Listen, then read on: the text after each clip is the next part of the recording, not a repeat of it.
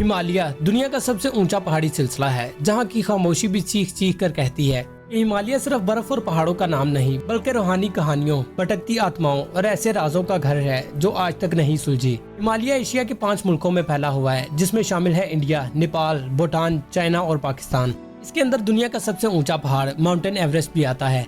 ये सिलसिला 2400 किलोमीटर तक फैला हुआ है और इसके कुछ हिस्सों में कोई भी इंसान नहीं जा पाया, और शायद इसी वजह से हिमालय को सिर्फ पहाड़ ही नहीं बल्कि मिस्ट्री और एनर्जी का घर भी कहा जाता है। दोस्तों, हिमालय की बहुत सी ऐसी कहानियां और जगहें हैं जिन्हें देखकर इंसान की रूह कांप जाती है। पहले नंबर पर है स्केलेटन लेक। ये एक ऐसी लेक है जब इसमें से बर्फ पिघलती है तो वहाँ पर हजारों इंसानों के स्केलेटन्स नजर आते हैं। साइंटिस्ट कहते हैं कि ये लोग एक ही वक्त और शायद एक ही वजह से मरे होंगे, लेकिन वहाँ के लोकल्स कहते हैं कि उनकी रूहें आज भी वहाँ पर भटकती हैं। कई टूरिस्ट ने बताया कि उन्हें आधी रात को ढोल और गीत की आवाज सुनाई दी, जैसे कहीं पर कोई मेला लगा हो।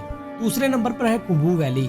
ये माउंटेन एवरेस्ट के रास्ते में आती है। कई माउंटेन एवरेस्ट पर चढ़ने वाले क्लाइंबर्स ने बताया कि उन्होंने एक अजीब चीज नोटिस की, जिसे थर्ड मैन फैक्टर कहते हैं।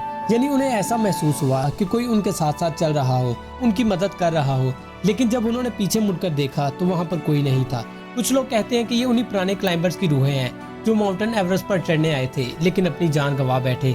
आज उनकी रूहें उन लोगों की मदद करती हैं जो माउंटेन एवरेस्ट पर चढ़ना चाहते हैं। तीसरे नंबर पर है येटी की कहानी। ये हिमालय की सबसे मशहूर कहानियों में से एक है। येटी यानी बर्फ का मॉन्स्टर। वहाँ के लोकल्स मानते हैं कि यहाँ पर एक येटी, एक आधा इंसान और आधा जंगली जानवर घूमता है। ये बर्फ की घाटियों में रहता है, लेकिन साइंटिस्ट का मानना है कि ये सिर्फ एक मिथ है। लेकिन वहाँ के लोकल्स इस बात को नहीं मानते। वो लोग कहते हैं कि येटी बिल्कुल रियल है और असल में हिमालय में घूमता है। हिमालय को साधु और योगी देवभूमि कहते हैं, यानी धरती की एक ऐसी जगह जहाँ पर रूहें रहती हैं।